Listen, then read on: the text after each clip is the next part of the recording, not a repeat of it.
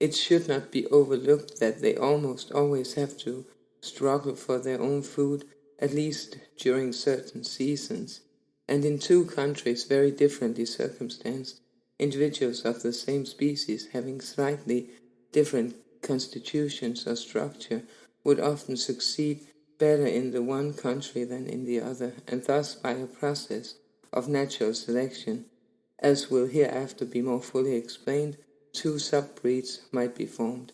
This perhaps partly explains why the varieties kept by savages, as has been remarked by some authors, have more of the character of true species than the varieties kept in civilized countries. On the view here given of the important part which selection by man has played, it becomes at once obvious how it is that our domestic races show adaptation in their structure or in their habits to man's wants or fancies. We can, I think, further understand the frequently abnormal character of our domestic races, and likewise their differences being so great in external characters and relatively so slight in internal parts or organs. Man can hardly select, or only with much difficulty, any deviation of structure excepting such as is externally visible, and indeed he rarely cares for what is internal. He can never act by selection, excepting on variations, which are first given to him in some slight degree by nature. No man would ever try to make a fantail till he saw a pigeon with a tail developed in some slight degree in an unusual manner, or a pouter till he saw a pigeon with a crop of somewhat unusual size, and the more abnormal or unusual any character was when it first appeared, the more likely it would be to catch his attention. But to use such an expression as trying to make a phantom is, I have no doubt, in most cases utterly incorrect. The man who first selected a pigeon with a slightly larger tail never dreamed what the descendants of the pigeon would become through long continued partly unconscious and partly methodical selection. Perhaps the parent bird of all phantoms had only 14 tail feathers, somewhat expanded, like the present Java phantom, or like individuals of other and distinct breeds, in which as many as 17 tail feathers have been counted. Perhaps the first pouter pigeon did not inflate its crop much more than the turbid now does the upper part of its esophagus, a habit which is disregarded by all fanciers, as it is not one of the points of the breed. Nor let it be thought that some great deviation of structure would be necessary to catch the fancier's eye. He perceives extremely small differences, and it is in human nature to value any novelty, however slight in one's own possession, nor must the value which would formerly have been set on any slight differences in the individuals of the same species be judged of by the value which is now set on them after several breeds have fairly been established. It is known that with pigeons many slight variations now occasionally appear, but these are rejected as faults or deviations from the standard of perfection in each breed. The common goose has not given rise to any marked varieties. Hence the Toulouse and the common breed, which differ only in color, that most fleeting of characters, have lately been exhibited as distinct at our poultry shows. These views appear to explain what has sometimes been noticed, namely that we know hardly anything about the origin or history of any of our domestic breeds. But in fact, a breed like a dialect of a language can hardly be said to have a distinct origin. A man preserves and breeds from an individual with some slight deviation of structure, or takes more care than usual in matching his best animals, and thus improves them, and the improved animals slowly spread in the immediate neighborhood, but they will as yet hardly have a distinct name, and from being only slightly valued, their history will have been disregarded. When further improved by the same slow and gradual process, they will spread more widely and will be recognized as something distinct and valuable, and will then probably first receive a provincial name. In semi-civilized countries with little free communication, the spreading of a new subbreed will be a slow process. As soon as the points of value are once acknowledged, the principle, as I have called it, of unconscious selection will always tend, perhaps more at one period than at another, as the breed rises or falls in fashion, perhaps more in one district than in another, according to the state of civilization of the inhabitants, slowly to add to the characteristic features of the breed, whatever they may be, but the chance will be infinitely small of any record having been preserved of such slow, varying, and insensible changes.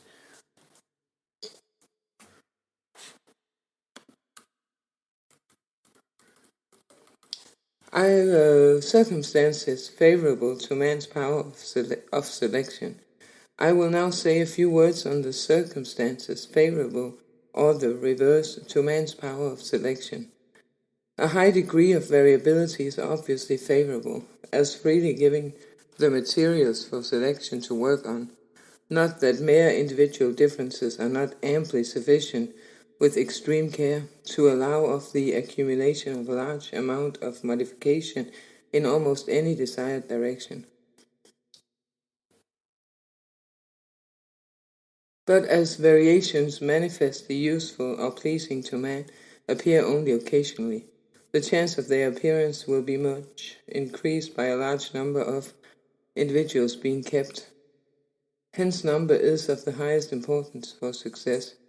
On this principle Marshall formerly remarked with respect to the sheep of part of Yorkshire, as they generally belong to poor people and are mostly in small lots, they never can be improved.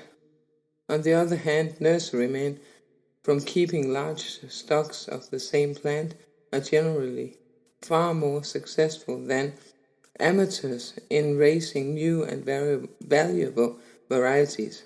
A large number of individuals of an animal or plant can be reared only where the conditions for its propagation are favorable. When the individuals are scanty, all will be allowed to breed, whatever their quality may be, and this will effectually prevent selection.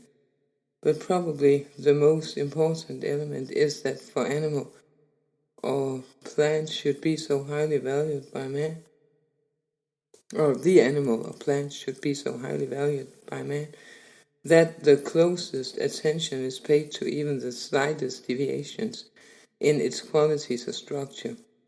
Unless such attention be paid, nothing can be effected. I have seen it gravely remarked that it was most fortunate that the strawberry began to vary just when gardeners began to attend to this plant. No doubt the strawberry had always varied since it was cultivated, but the slight varieties had been neglected. As soon, however, as gardeners picked out individual plants with slightly larger, earlier or better fruit, and raised seedlings from them, and again picked out the best seedlings and bred from them, then, with some aid by crossing distinct species, some many admirable varieties of the strawberry were raised which have appeared during the last half-century. With animals, facility in preventing crosses is an important element in the formation of new races, at least in a country which is already stocked with other races. In this respect, enclosure of the land plays a part. Wandering savages or the inhabitants of open plains rarely possess more than one breed of the same species. Pigeons can be mated for life, and this is a great convenience to the fancier, for thus many races may be improved and kept true, though mingled in the same aviary, and this circumstance must have largely favored the formation of new breeds. Pigeons, I may add, can be propagated in great numbers and at a very quick rate, and inferior birds may be freely rejected, as when killed they serve for food. On the other hand, cats, from their nocturnal rambling habits, cannot be easily matched, and although so much valued by women and children, we rarely see a distinct breed long kept up. Such breeds as we do sometimes see are almost always imported from some other country, although I do not doubt that some domestic animals vary less than others. Yet the rarity or absence of distinct breeds of the cat, the donkey, peacock, goose, etc., may be attributed in main part to selection not having been brought into play.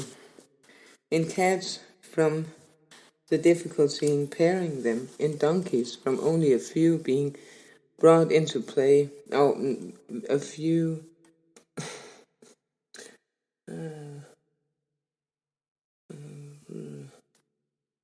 donkeys from only a few being kept by poor people, and little attention paid to their breeding. For recently, in certain parts of Spain and of the United States, this animal has been surprisingly modified and improved by careful selection. In peacocks, from not being very easily reared and a large stock not kept. In geese, from being valuable only for two purposes, food and feathers, and more especially from no pleasure having been felt in display of distinct breeds, but the goose, under the conditions to which it is exposed when domesticated, seems to have a singularly inflexible organization, though it has varied to a slight extent, as I have elsewhere described. Some authors have maintained that the amount of variation in our domestic productions is soon reached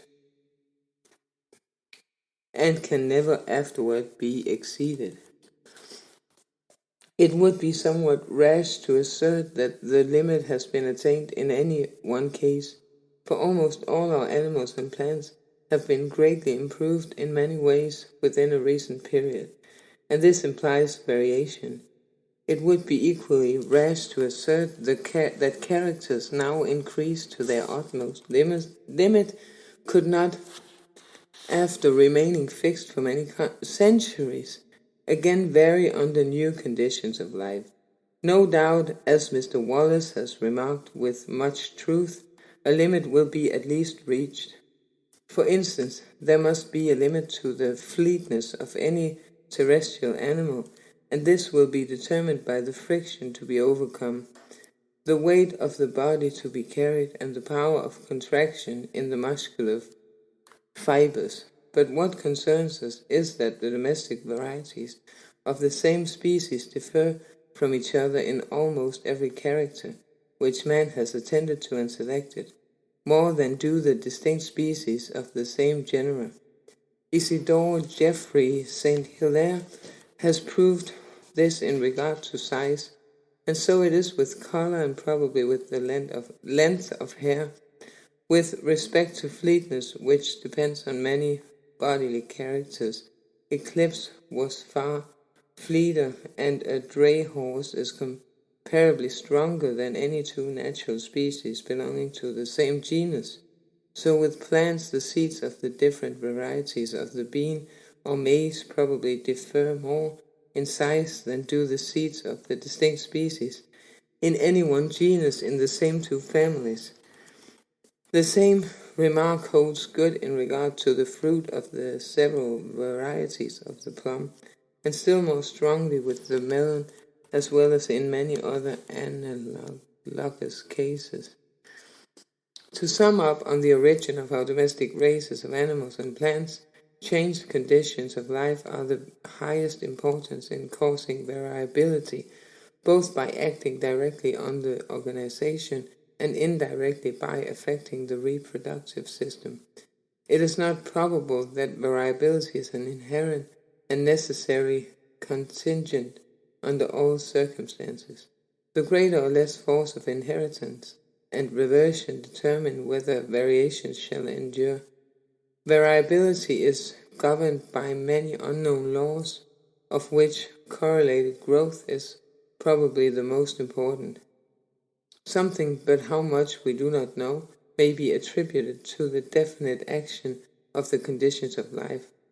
Some, perhaps a great effect, may be attributed to the increased use or disuse of parts. The final result is thus rendered infinitely complex. In some cases, the intercrossing of aboriginally distinct species appears to have played an important part in the origin of our breeds. When several breeds have once been formed in any country, their occasional intercrossing, with the aid of selection, has no doubt largely aided in the formation of new subbreeds, but the importance of crossing has been much exaggerated, both in regard to animals and to those plants which are propagated by seed. With plants which are temporarily propagated by cuttings, buds, etc., the importance of crossing is immense, for the cultivator may here disregard the extreme variability both of hybrids and of mongrels, and the sterility of hybrids. But plants not propagated by seed are of little importance to us, for their endurance is only temporary. Over all these causes of change, the accumulative action of selection, whether applied methodically and quickly or unconsciously and slowly, but more efficiently, seems to have been the predominant factor. Okay, more efficiently is the unconscious and slow cause of change, which makes sense because it's not probably more natural. Chapter 2, Variation under Nature. Variability, individual difference, blah, blah, blah. Just a few clues to what the chapter is about. Before applying the principles arrived at in the last chapter to organic beings in a state of nature, we must briefly discuss whether these latter are subject to any variation. To treat this subject properly, a long catalogue of dry facts ought to be given, but these I shall reserve for a future work. Nor shall I here discuss the various definitions which have been given of the term species. No one definition has satisfied all naturalists, yet every naturalist knows vaguely what he means when he speaks of a species. Generally, the term includes the unknown element of a distinct act of creation. The term variety is almost equally difficult to define, but here community of descent is almost universally implied, though it can rarely be proved.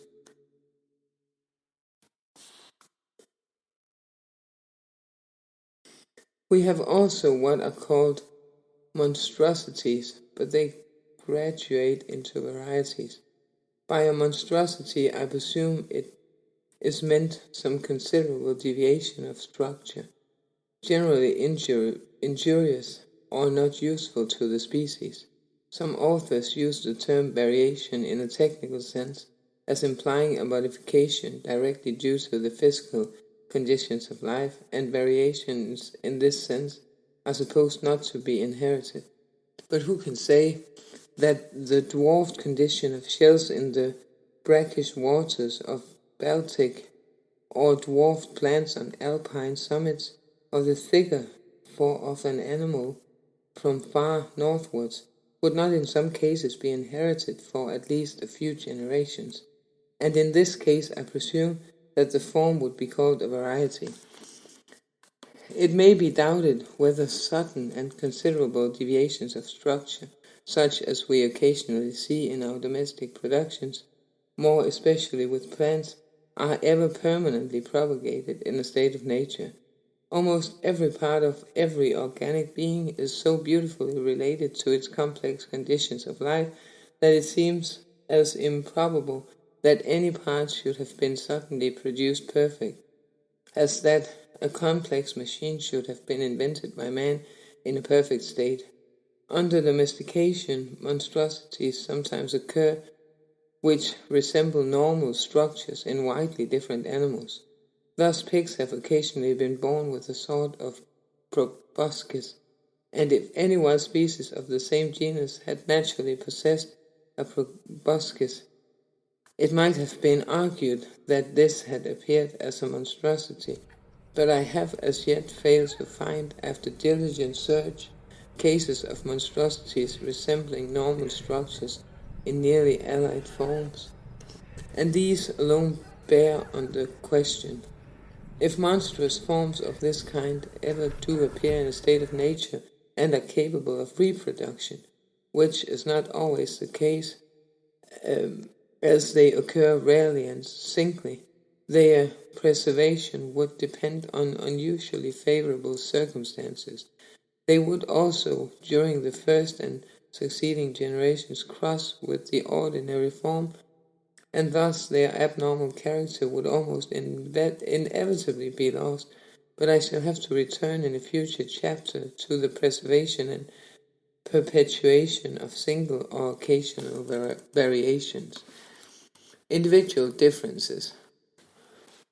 The many slight differences which appear in the offspring from the same parents, or with it may be presumed, have thus arisen from being observed in the individuals of the same species inhabiting the same confined locality, may be called individual differences. No one supposes that all the individuals of the same species are cast in the same actual mold. These individual differences are of the highest importance for us, for they are often inherited,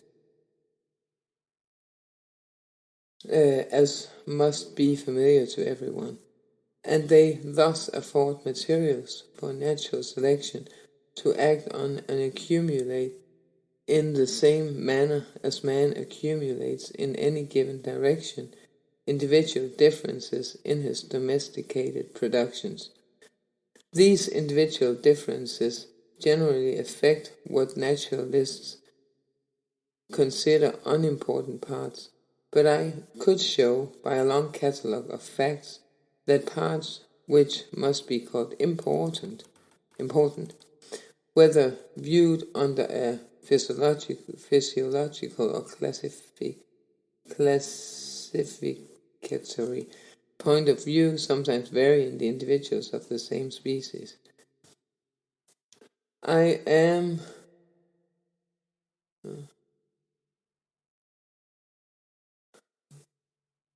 convinced that the most experienced naturalist would be surprised at the number of the cases of variability, even in important parts of structure, which he could collect on good authority, as I have collected important parts of structure collected during a course of years.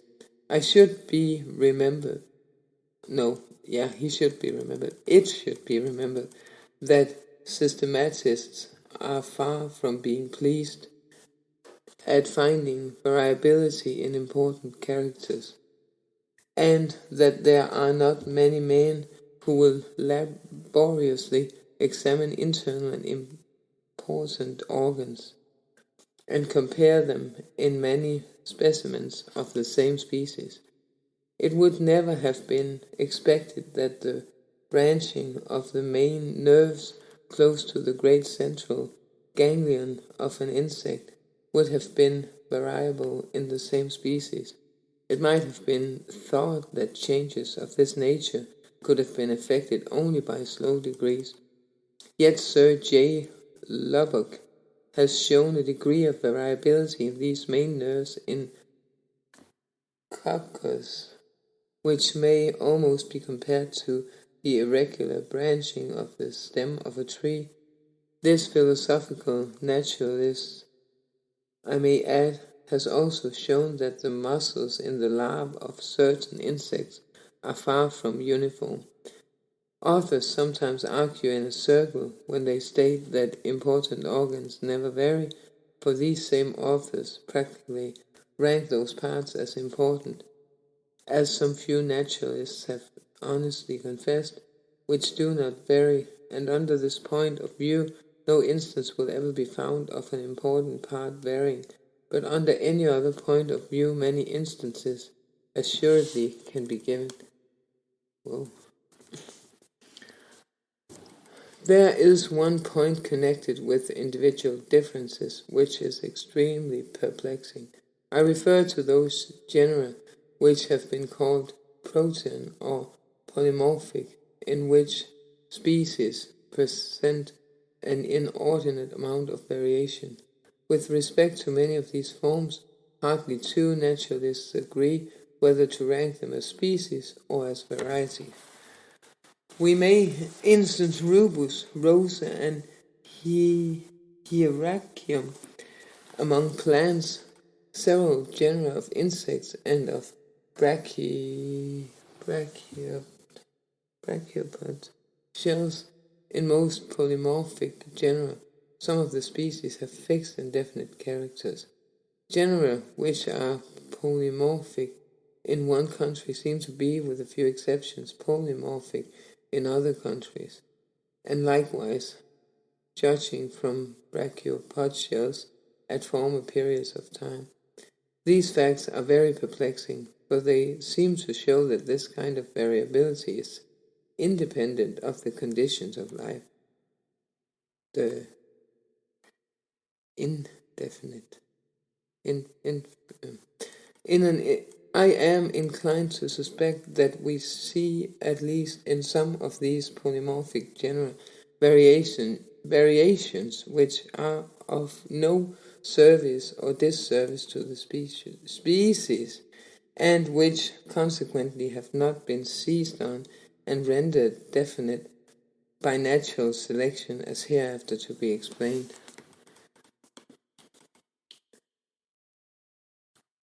Individuals of the same species often present, as is known to everyone, great differences of structure, independently of variation, as in the two sexes of various animals. In the 2 or 3 castes of sterile females or workers among insects, and in the immature and larval states of many of the lower animals, there are also cases of dimorphism and trimorphism, both with animals and plants. Thus, Mr. Wallace, who has lately called attention to the subject, has shown that the females of certain species of butterflies in the Malayan archipelago regularly appear under 2 or even 3 conspicuously distinct forms, not connected by intermediate varieties.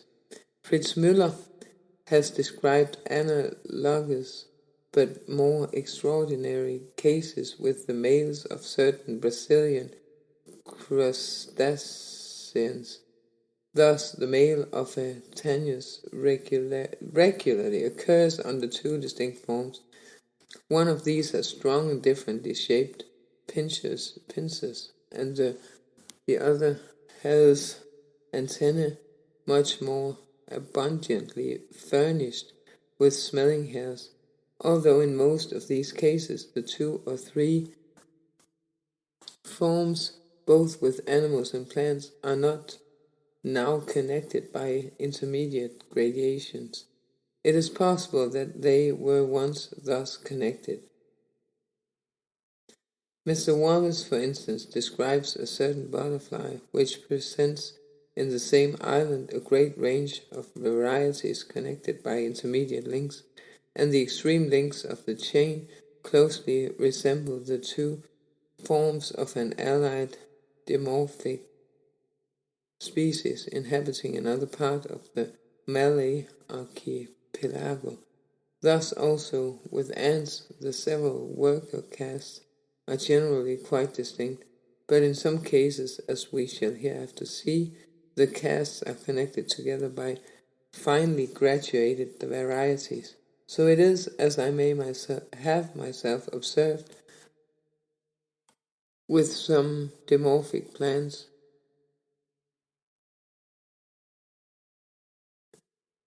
Okay. So it is, as I have myself, so it is, as I have myself observed with some dimorphic plants.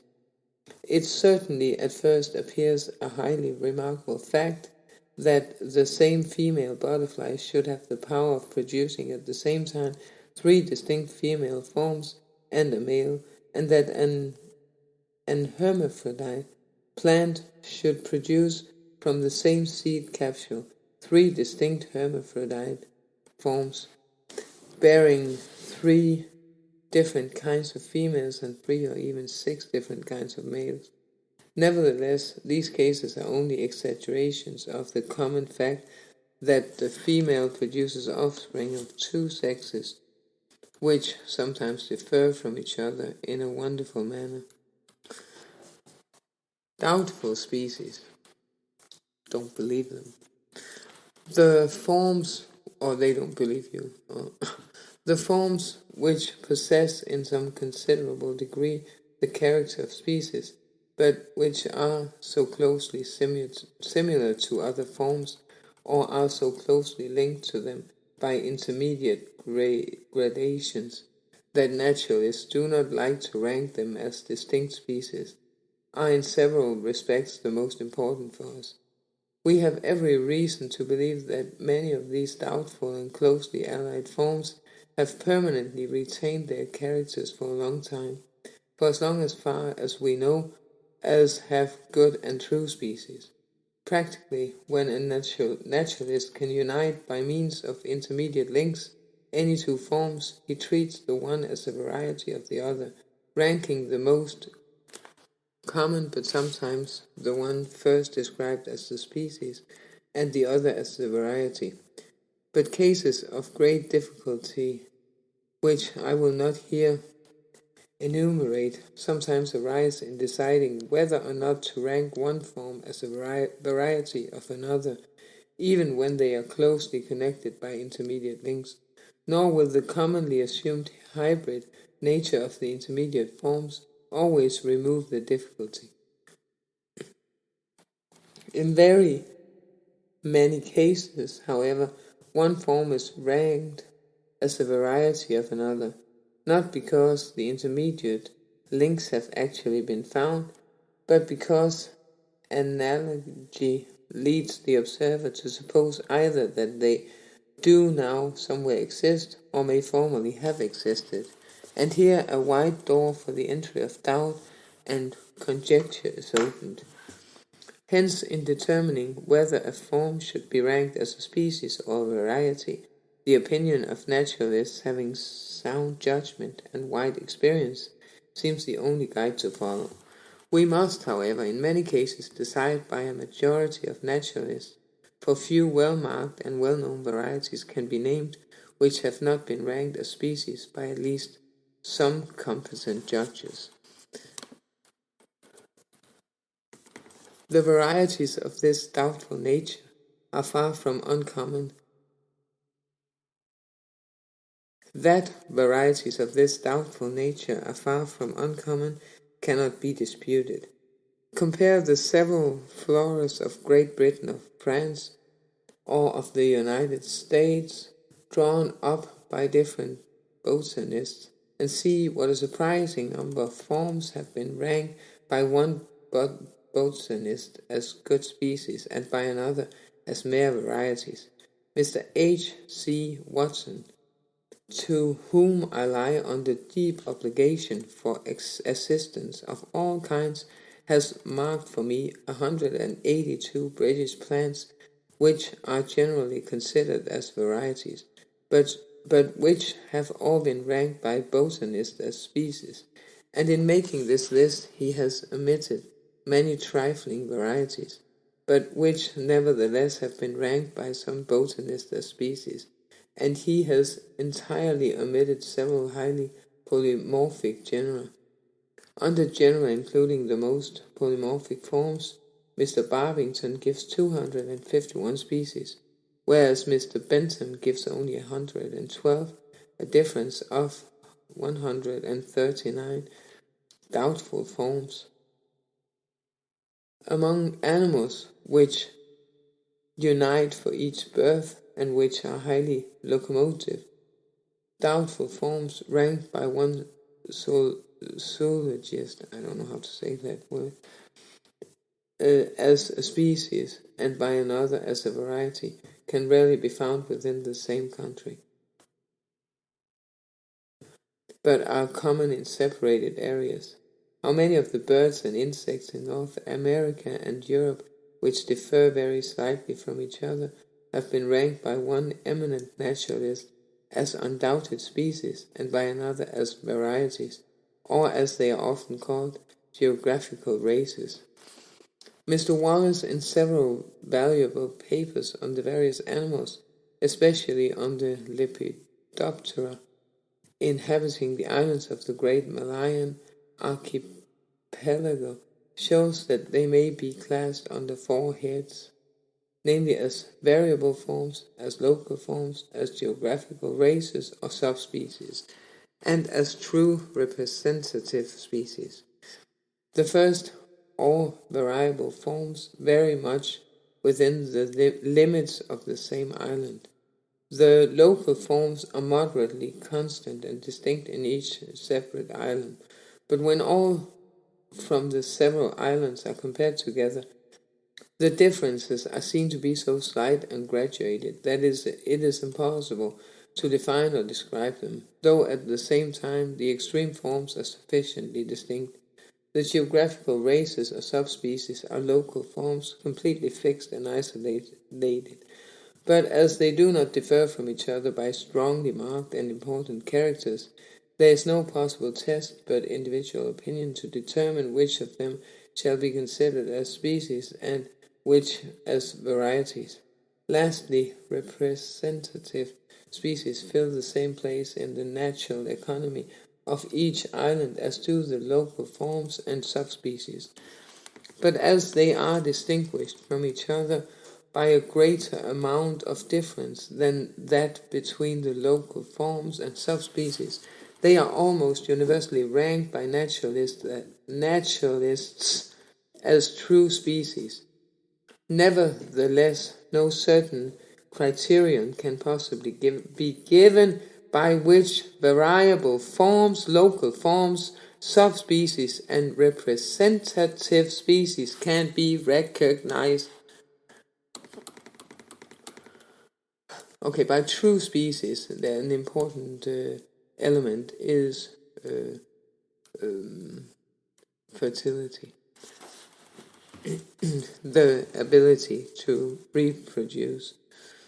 Many years ago, when comparing and seeing others compare the birds from the closely neighboring islands of the Galapagos archipelago, one with another and with those from the American mainland, I was much struck how entirely vague and arbitrary is the distinction between species and varieties. On the islet of the Little Madeira group, there are many insects which are characterized as varieties in Mr. Wollaston's admirable work, but which would certainly be ranked as distinct species by many entomologists. Even Ireland has a few animals now generally regarded as varieties, but which have been ranked as species by some zoologists. Several experienced ornithologists consider our British red goose as only a strongly marked race of a Norwegian species, whereas the greater number rank is as an undoubted species peculiar. The greater number rank is it whereas the greater number of naturalists or ornithologists rank it as an undoubted species peculiar to Great Britain. A wide distance between the homes of two doubtful forms leads many naturalists to rank them as distinct species. But what distance, it has been well asked, will suffice if that between America and Europe is ample? Will that between Europe and the Azores or Madeira or the Canaries or between the several islets of these small archipelagos be sufficient? Okay, that was difficult, not different. It was different, but it was also difficult, the sentence. For helvede, man. Kraftedeme.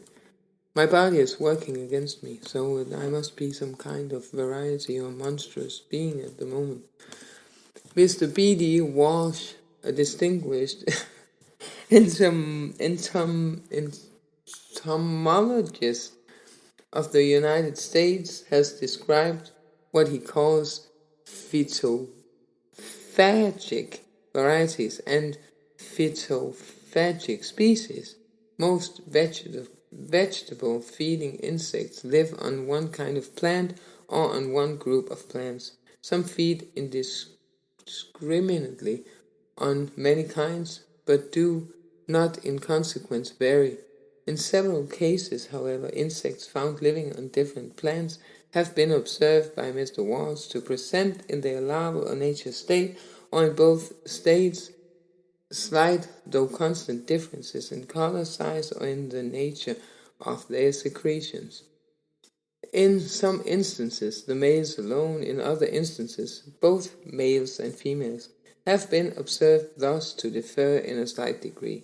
When the differences are rather more strongly marked, and when both sexes and all ages are affected, the forms are ranked by the entomologists as good species.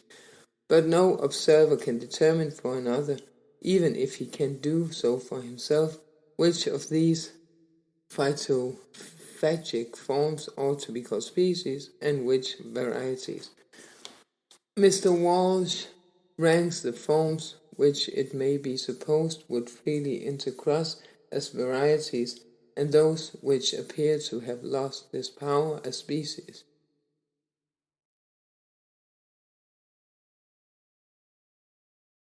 Miss Walsh ranks the forms which it may be supposed would freely intercross as varieties, and those which appear to have lost this power as species.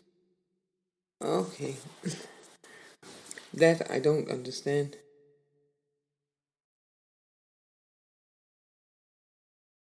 Oh, okay, now I understand.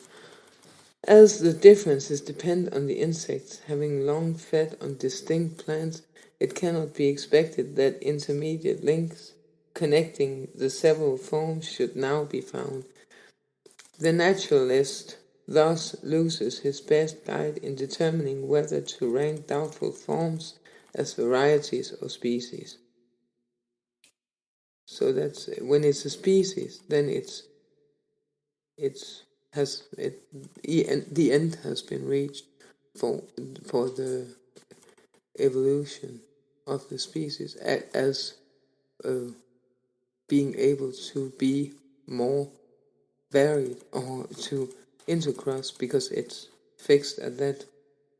So, and if it still can be crossed, then it's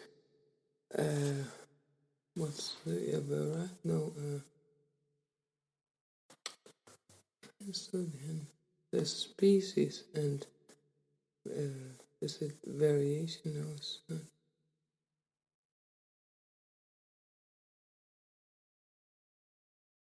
Varieties.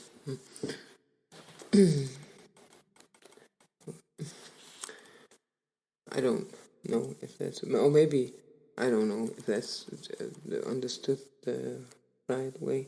But there is a reason why it's species, because it has turned into a species because it cannot be crossed with other. This likewise necessarily occurs with closely allied organisms which inhabit distinct continents or islands. When, on the other hand, an animal or plant ranges over the same continent or inhabits many islands in the same archipelago and presents different forms in the different areas, there's always a good chance that intermediate forms will be discovered which will link together the extreme states, and these are then degraded to the rank of varieties.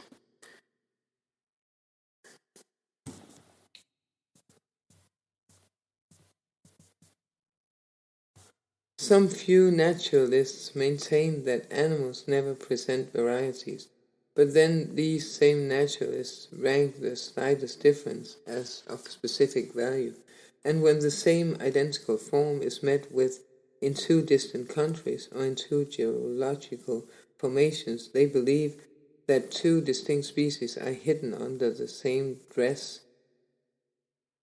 The term species thus comes to be a mere useless abstraction, implying and assuming a separate act of creation.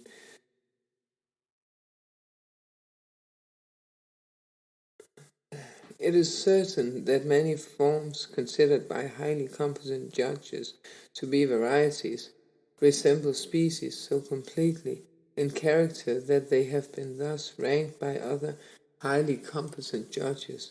But to discuss whether they ought to be called species or varieties before any definition of these terms has been generally accepted is vainly to beat the air.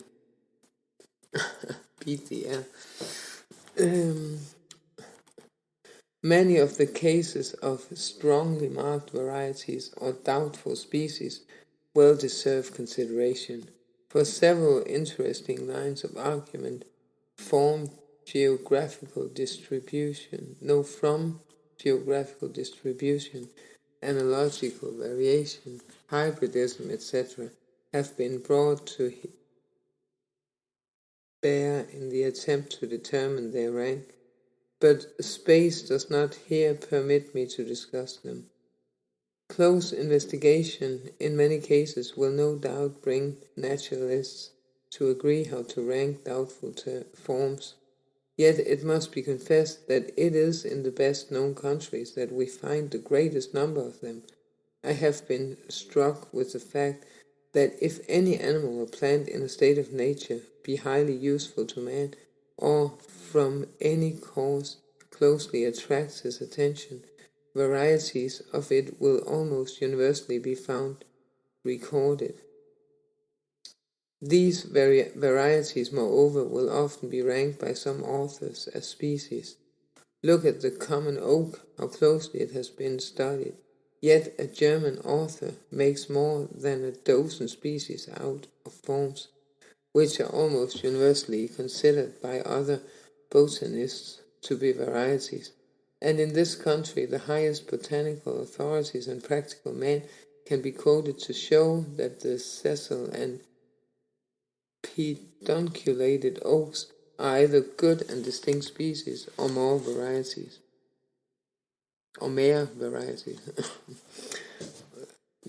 I may here allude to a remarkable memoir lately published by A. de Candolle on the oaks of the whole world. No one ever had more ample materials for the discrimination of the species, or could have worked on them with more zeal and sagacity. He first gives in detail all the many points of structure which vary in the several species, and estimates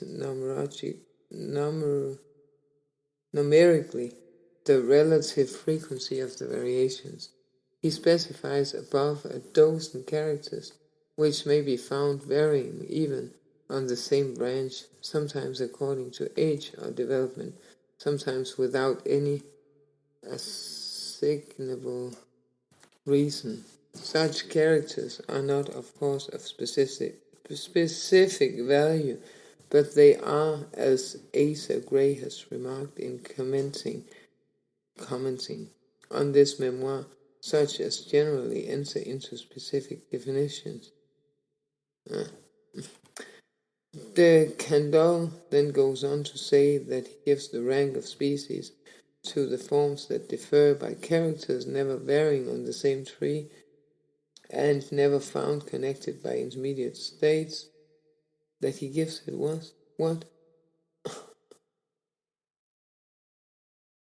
He gives the rank of species to the forms that differ by characters never varying under the same tree and never found connected by intermediate states.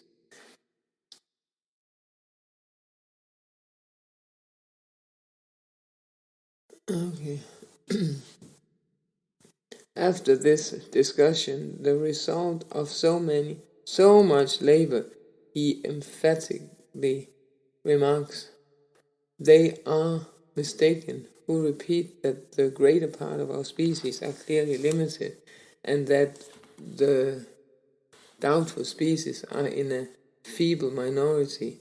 This seemed to be true so long as the genus was imperfectly known and its species were founded upon a few specimens.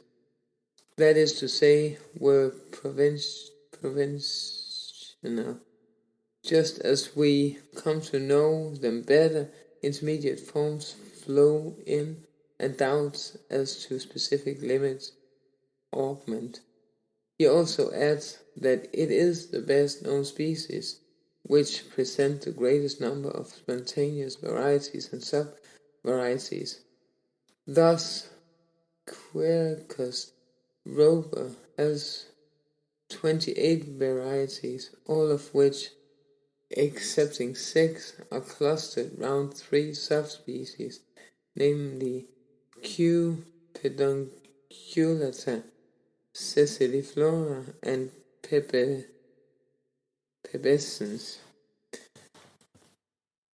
The forms which connect these 3 subspecies are comparatively rare, and as Asa Gray again remarks, if these connecting forms, which are now rare, were to become totally extinct, the 3 subspecies would hold exactly the same relation to each other as do the 4 or 5 provincially admitted species, which closely surround the typical Quercus robur. Finally, de Candolle admits that out of the 300 species which will be enumerated in his Prodromus as belonging to the oak family, at least 2/3 are provincial species, that is, are not known strictly to fulfill the definition above given of a true species. It should be added that de Candolle no longer believes that species are immutable creations, but concludes that the derivative theory is the most natural one and the most accordant with the known facts in paleontology, geographical botany, and zoology of anatomical structure and classification. I don't understand why a species that is not able to be crossed, why it cannot be, or a variation. No, that it's a species and not a variation, but it because it might have been crossed at an earlier stage. So that a species, that must be some kind of origin or a prototype of, and that which other varieties or. Okay, so that maybe it must be a species must be what subspecies have been crossed from. So why is it not a species?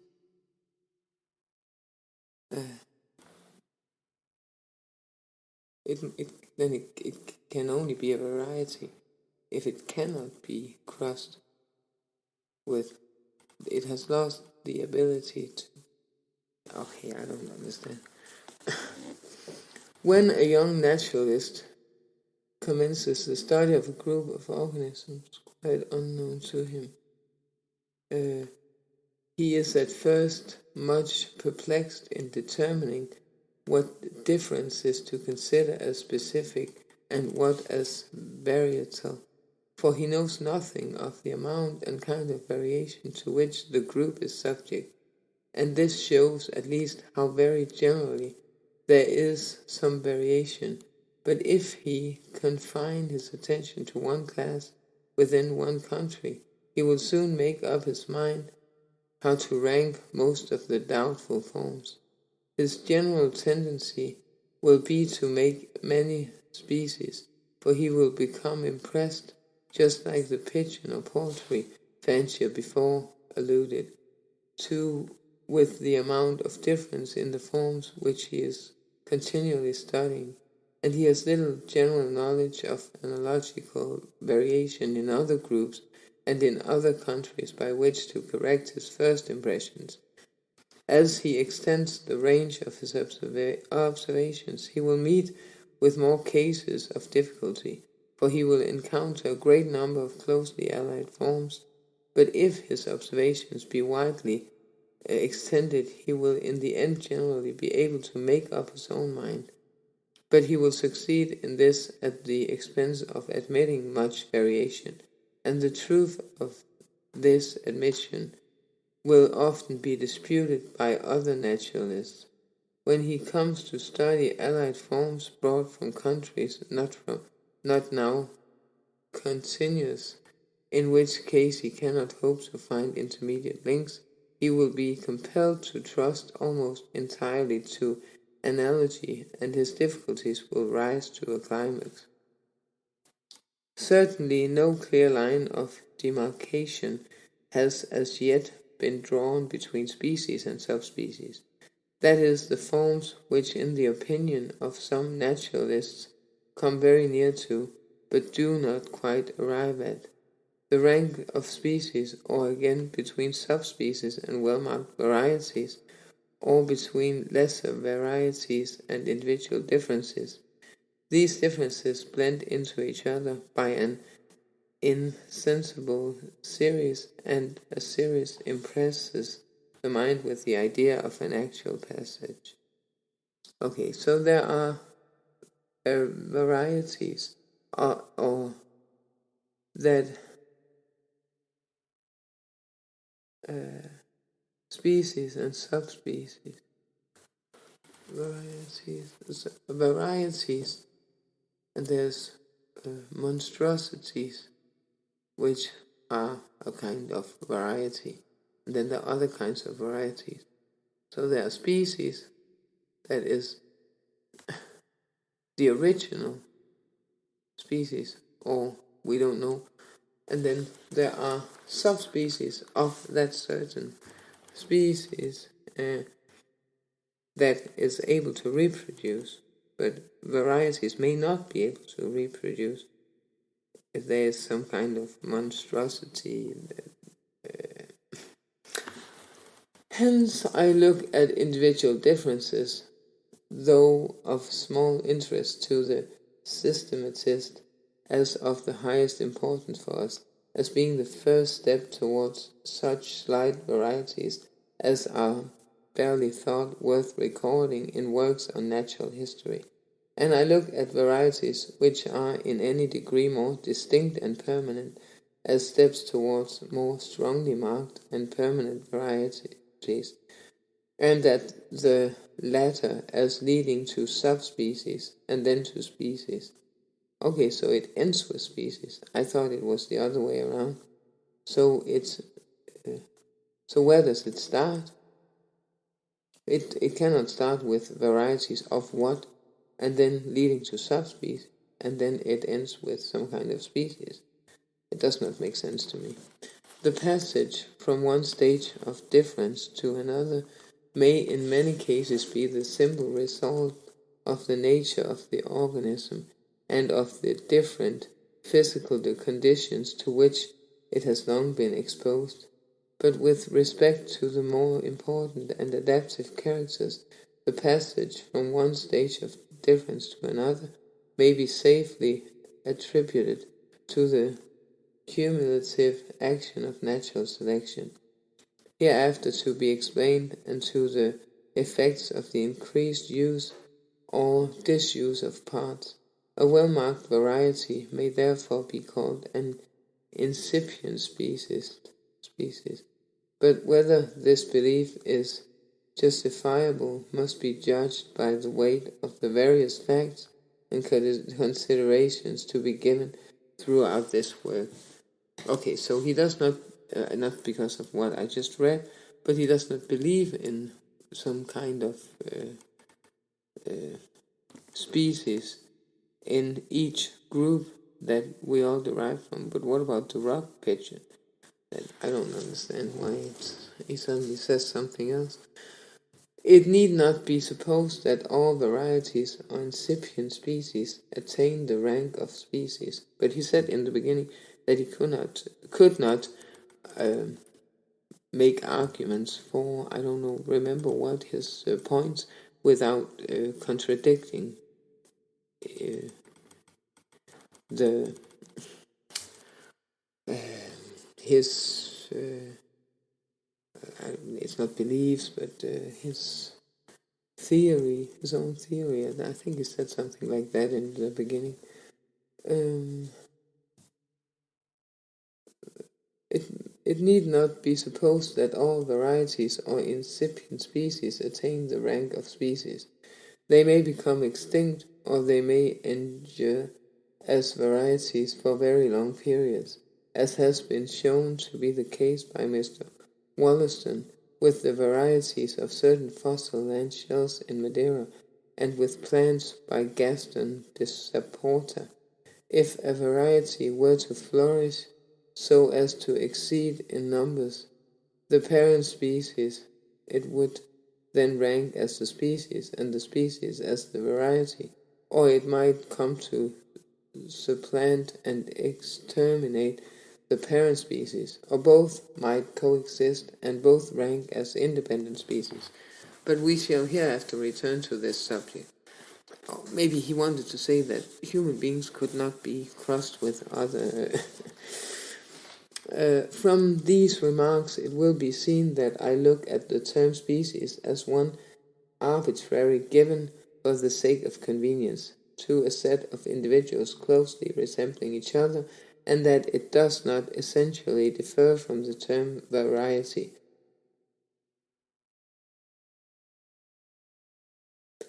which is given to less distinct and more fluctuating forms. The term variety, again, is in comparison with more individual differences, is also applied arbitrarily for convenience sake. Wide-ranging, much diffused and common species vary most. Guided by theoretical considerations, I thought that some interesting results might be obtained in regard to the nature and relations of the species, which vary most, by tabulating all the varieties in several well-worked floras. At first this seemed a simple task, but Mr. H.C. Watson, to whom I am much indebted for valuable advice and assistance on this subject, soon convinced me that there were many difficulties, as did subsequently Dr. Hooker, even in stronger terms. I shall reserve for a future work the discussion of these difficulties, and the tables of the proportional numbers of the varying species. Dr. Hooker permits me to add that after having carefully read my manuscript and examined the tables, he thinks that the following statements are fairly well established. The whole subject, however, treated as it necessarily here is, with much brevity, is rather perplexing, and allusions cannot be avoided to the struggle for existence, divergence of character, and other questions hereafter to be discussed. Alphonse de Candolle and others have shown that plants which have very wide ranges generally present varieties, and this might have been expected as they are exposed to diverse physical conditions, and as they come into competition, which, as we shall hereafter see, is a far more important circumstance with different sets of organic beings. But my tables further show that in any limited country the species which are the most common, that is, abound most in individuals, and the species which are most widely diffused within their own country, and this is a different consideration from wide range and to a certain extent from commonness oftenest give rise to varieties sufficiently well marked to have been recorded in botanical works. Hence it is the most flourishing, or as they may be called, the dominant species.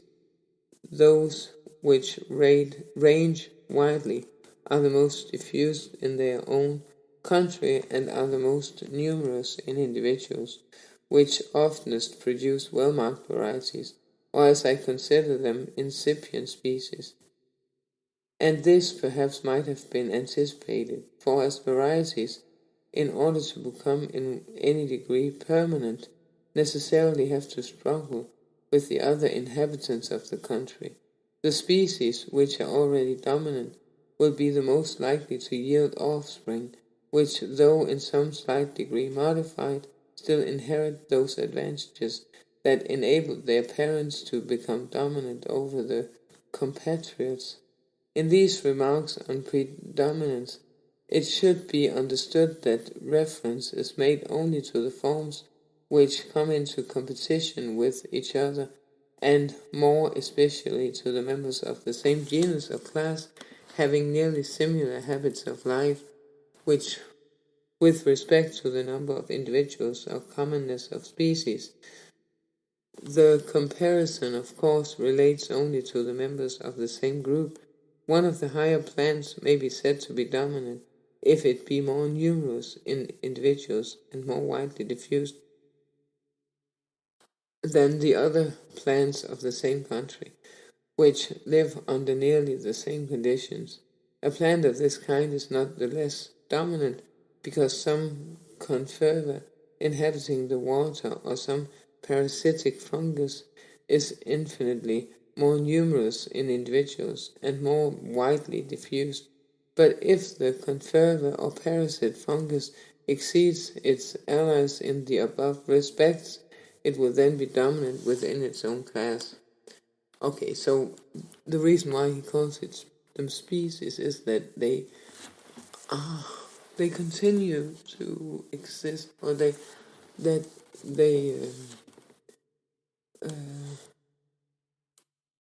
keep reproducing and become permanent somehow. So they then manifest more to a higher extent physically or something like that. Species of the larger genera in each country vary more frequently than the species of the smaller genera.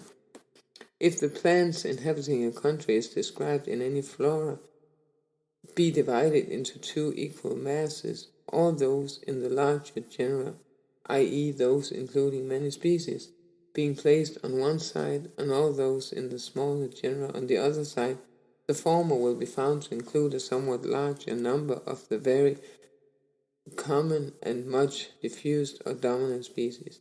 This might have been anticipated, for the mere fact of many species of the same genus inhabiting any country shows that there is something in the organic or inorganic conditions of the country favorable to the genus, and consequently we might have expected to have found in the larger genera, or those including many species, a larger proportional number of dominant species. But so many causes tend to obscure this result that I am surprised that my tables show even a small majority on the side of the larger genera. I will here allude to only two causes of obscurity.